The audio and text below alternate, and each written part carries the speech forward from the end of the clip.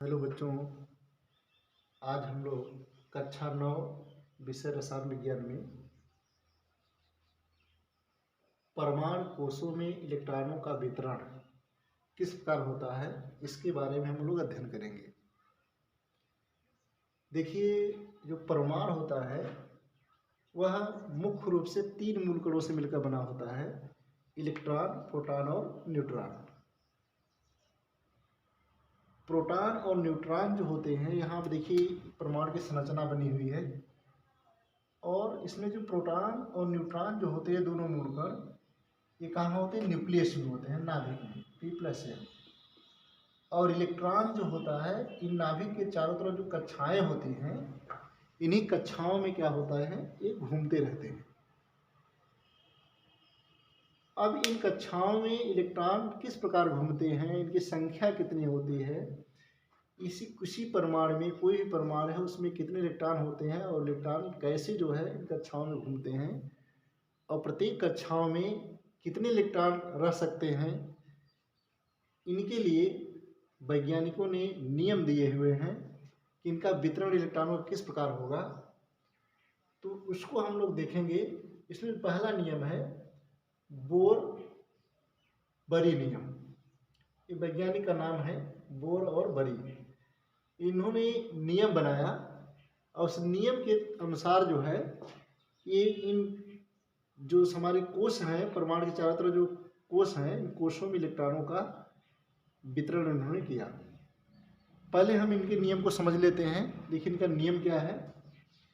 इन्होंने पहला नियम दिया हुआ है कि किसी भी कोश में अधिकतम इलेक्ट्रॉनों की संख्या 2n² होती है।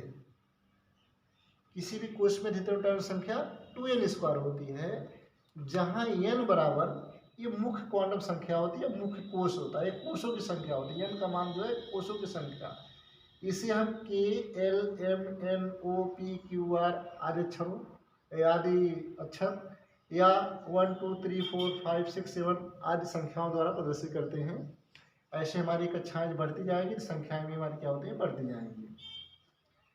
जैसे मान लीजिए इनमें कहा, देखिए पहला नियम समझ लेते हैं हम लोग। किसी भी कोश में अधिकतम इलेक्ट्रॉनों की संख्या 2n² होती है। जैसे कक्षाएं हैं, इन कक्षाओं में अधिकतम कितने इलेक्ट्रॉन रह सकते हैं, पहले ये 2n² के अनुसार हम निकाल सकते हैं। जैसे पहली कक्षा है, तो जहाँ पहली कक्षा है तो n के स्थान पर वहाँ क्या रख देंगे, 1 रख देंगे। जैसे हम रखते हैं, जैसे पहली कक्षा का निकालना हुआ, पहली कक्षा के लिए, तो यहाँ 2 गुणे n के स्थान कितना रख देंगे, 1 का स्क्वायर कर देंगे।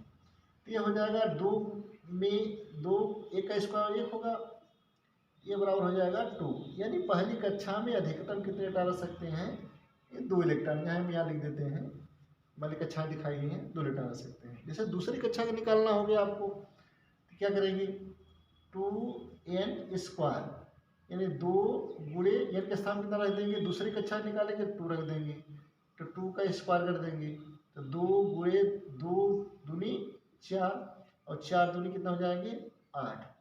यानी कितना अधिकतम इलेक्ट्रॉन कितने इसमें रह सकते हैं, 8 इलेक्ट्रॉन। तीसरी कक्षा निकालना हो गया, तो 2n², 2 गुणे 3 का स्क्वायर कर देंगे, तो 2 गुणे 9 बराबर कितना हो जाएगा, 18। ठीक हो। तो इस तरह से अधिकतम इलेक्ट्रॉन हो जाएंगे 18 इलेक्ट्रॉन। इस तरह से क्या होंगे, चौथा निकालेंगे, 4 चौक 16 दूना 32 इलेक्ट्रॉन। 5 निकालेंगे तो 5 पचे 25 दूनी 50 इलेक्ट्रॉन। मतलब इस तरह से हम क्या कर सकते हैं कि इन कोशों में अधिकतम कितने इलेक्ट्रॉन रह सकते हैं, इसको हम पहले ज्ञात कर लेते हैं कि इन कोशों में कितने अधिकतम इलेक्ट्रॉन रह सकते हैं। ये पहले नियम से, कि इससे कम इलेक्ट्रॉन रह सकता है। जैसे 2, इसमें पहली कक्षा में 2 इलेक्ट्रॉन है, 1 हो सकता है, लेकिन 3 नहीं हो सकता। जैसे इसमें 8 रह सकते हैं केवल दूसरी कक्षा में, तो 8 इलेक्ट्रॉन 1 हो सकता है, 2 भी हो सकता है, 3 भी हो सकता है, 4 भी हो सकता है, लेकिन 9 नहीं हो सकता। कहने का मतलब मैक्सिमम जो इलेक्ट्रॉन होते हैं वह इस कक्षा के अनुसार 2n² के अनुसार ही रह सकते हैं। ये तो पहला नियम रहा। दूसरा नियम यह है कि बाहर वाली कक्षा में 8 इलेक्ट्रॉन तथा उससे अंदर वाली कक्षा में 18 इलेक्ट्रॉन रह सकते हैं। इन नियम को समझिए। जैसे मान लीजिए हम मानते हैं कि बाहर वाली कक्षा मान लीजिए ये है, इसको मानते हैं बाहर वाली कक्षा, तो इसमें 8 इलेक्ट्रॉन तथा उससे अंदर वाली कक्षा में 18 इलेक्ट्रॉन रह सकते हैं, मतलब 18 इलेक्ट्रॉन से अधिक इलेक्ट्रॉन नहीं रह सकते। बाहर वाली कक्षा में 8 इलेक्ट्रॉन तथा उससे अंदर वाली कक्षा में 18 इलेक्ट्रॉन रह सकते हैं। अगर इसको हम मानते हैं, इस कक्षा को हम बाहर वाली कक्षा मानते हैं, तो उसके अंदर वाली कक्षा ये हो जाएगी। अगर इसको बाहर वाली कक्षा मानते इसके अंदर वाली हो जाएगी। कहने का मतलब जो बाहर वाली कक्षा होगी उससे अंदर वाली कक्षा की बात हो रही है। तो बाहर वाली कक्षा में 8 इलेक्ट्रॉन तथा उससे अंदर वाली कक्षा जो होगी 18 इलेक्ट्रॉन रह सकते हैं। तीसरा नियम क्या है देखिए, जब के कक्षा यानी पहली कक्षा जो होती है, जो नाभिक के पास वाली कक्षा होती है उसे के बोलते हैं या पहली कक्षा बोलते हैं। जब के कक्षा में 2 इलेक्ट्रॉन हो जाते हैं तो अगली जो कक्षा होती है यल में इलेक्ट्रॉन जाने लगते हैं। और यल में जब 8 इलेक्ट्रॉन हो जाते हैं तो अगली कक्षा क्या होते हैं, एम में इलेक्ट्रॉन जाने लगते हैं। और यम में जब 8 इलेक्ट्रॉन हो जाते हैं तो अगली कक्षा जो हमारी होती है एन, उसमें इलेक्ट्रॉन जाने लगते हैं। ठीक है, अर्थात हम ये कह सकते हैं पहली कक्षा में 2 इलेक्ट्रॉन हो जाते हैं तो दूसरी में जाने लगते हैं, और दूसरी में 8 हो जाते हैं तो तीसरी में जाने लगते हैं, और तीसरी में 8 हो जाते हैं तो चौथी में जाने लगते हैं। अब इन नियम को हम समझते हैं, कैसे हम करेंगे इसको हम बाद में देखेंगे। इस नियम को ध्यान में रखते चलिए। चौथा हमारा नियम ये कहता है इनका कि बाहर वाली कक्षा में 2 से अधिक इलेक्ट्रॉन तब होंगे जबकि उससे अंदर वाली कक्षा पूर्ण भर चुकी होगी।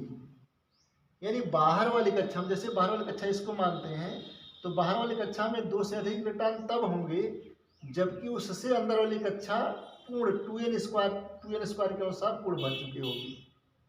अगर बाहर वाली कक्षा में मानते हैं तो बाहर वाली कक्षा में 2 से अधिक इलेक्ट्रॉन तब होंगे जबकि उससे अंदर वाली कक्षा क्या होगी, 2n स्क्वायर के अनुसार पूर्ण भर चुकी होगी।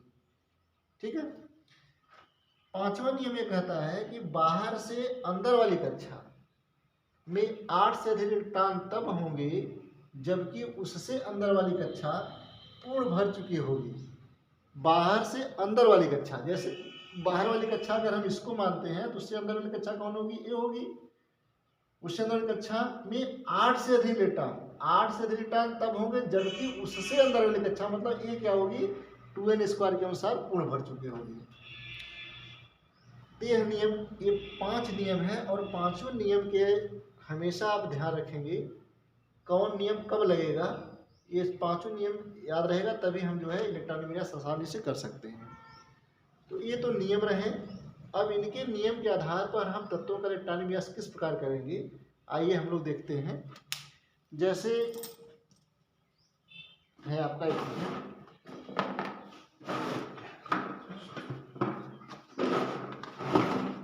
इसको मिटाते हैं।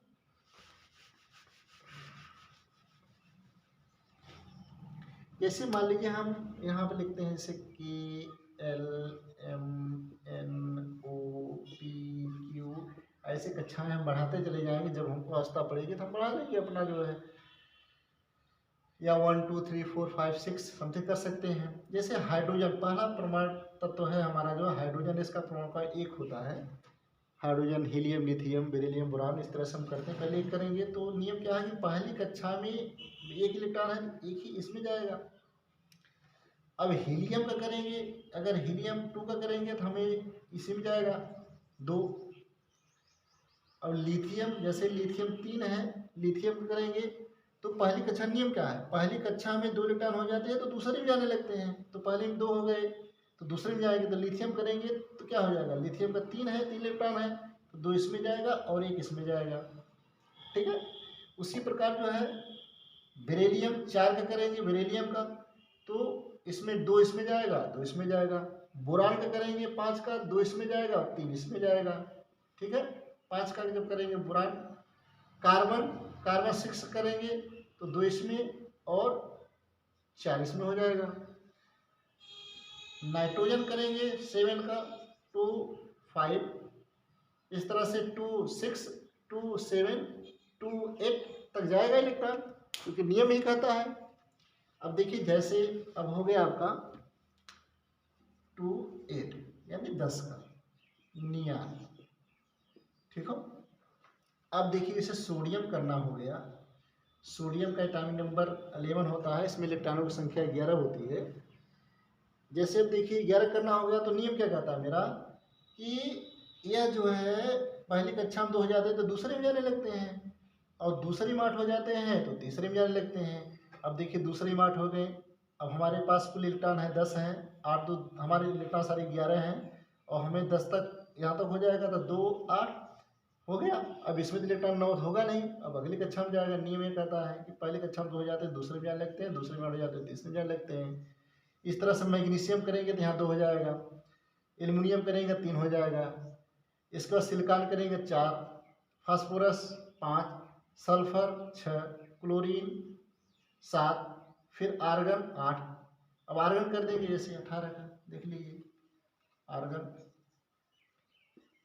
18 तो 2 8 8 हो जाएगा। ठीक है।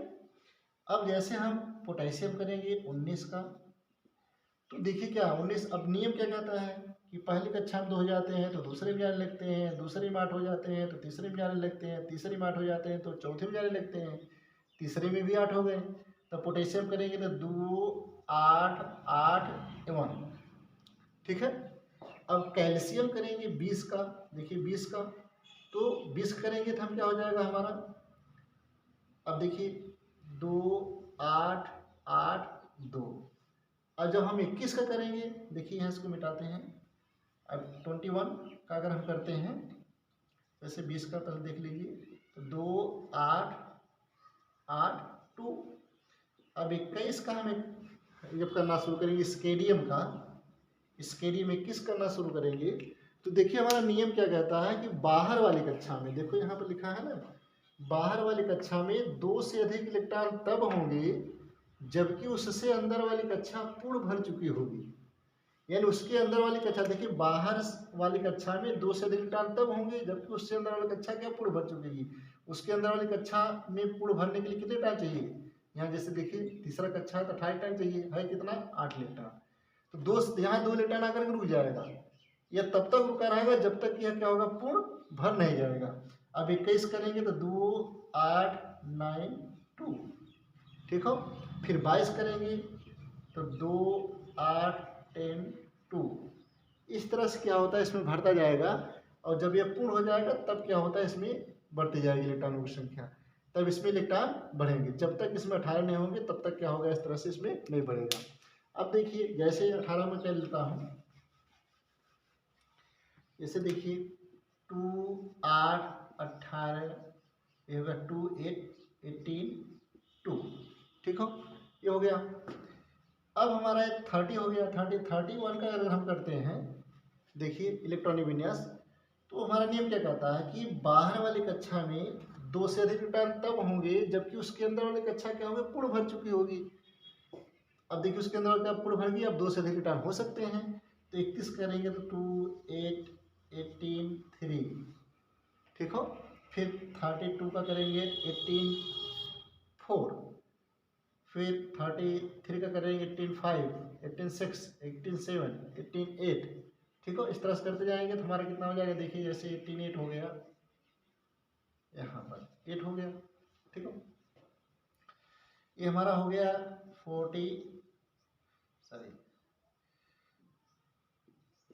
36 देखो, और 37 का जब हम करेंगे, ठीक हो। अब देखिए क्या है, 37 करने के लिए हमारा नियम ये फॉलो करना पड़ेगा आपको। देखिए क्या है, बाहर से अंदर वाली कक्षा में, सॉरी नहीं, यहाँ पर दूसरा नियम, ये दूसरा, बाहर वाली कक्षा में 8 इलेक्ट्रॉन तथा उससे अंदर वाली कक्षा में 18 इलेक्ट्रॉन रह सकते हैं। है नियम ना, कि बाहर वाले कक्षा में 8 से इलेक्ट्रॉन नहीं हो सकते और उसके अंदर वाले कक्षा में 18 इलेक्ट्रॉन रह सकते हैं।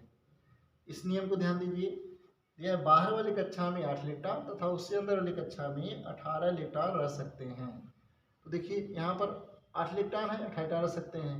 तो जो 37 का मुझे करना होगा तो 2 8 18 8 1। ठीक है। फिर 38 का करना होगा मुझे तो 2 8 18 8 2। ठीक हो। अब 39 का करना मुझे होगा तो नियम मेरा क्या कहता है, देखिए यहाँ पर आए चौथा पांचवा नियम है, बाहर से अंदर वाली कक्षा में, यानी बाहर से अंदर वाली कक्षा में 8 से अधिक इलेक्ट्रॉन तब होंगे जबकि उससे अंदर वाली कक्षा पूर्ण भर चुकेगी। तो बाहर से अंदर वाली कक्षा में 8 से अधिक इलेक्ट्रॉन, बाहर से अंदर वाली कक्षा में 8 से अधिक इलेक्ट्रॉन तब होंगे जबकि उसके अंदर वाली कक्षा पूर्ण भर चुकी है। उसके अंदर वाली कक्षा पूर्ण भरी है, भरी है अकॉर्डिंग टू 2n स्क्वायर के अनुसार। तो अब 39 करेंगे, 2 8 18 9 2, ठीक हो। अब कहाँ तक भरेगा, ये 18 तक भरेगा, ठीक हो। इसके बाद फिर अगली कक्षा में यहाँ 8 तक भरेगा, फिर अगली कक्षा 2 बनेगी, 2 2 इलेक्ट्रॉन भरेंगी, फिर ये रुक जाएगा, फिर इस कक्षा में इलेक्ट्रॉन भरेगा 2n स्क्वायर के अनुसार। जब तक ये पूरा नहीं होगा तब तक फिर इसमें क्या होगा, 8 रहेगा, 18 होगा, फिर अगली कक्षा इस तरह से बनती जाएगी। तो इस तरह से हम क्या और बोरबरी नियम से हम इलेक्ट्रॉनिक विन्यास जो है करते जाएंगे, ठीक है। इसको आप लोग देख लीजिएगा, इसको नोट बना लीजिए, और फिर इस पर हम एक बार और अभी अब रिवीजन कर लेंगे हम लोग इलेक्ट्रॉनिक विन्यास का नेक्स्ट वीडियो में। तो आज टॉपिक यहीं तक, इसका नोट आप लोग बना लीजिएगा, फिर नेक्स्ट डे मिलते हैं। धन्यवाद।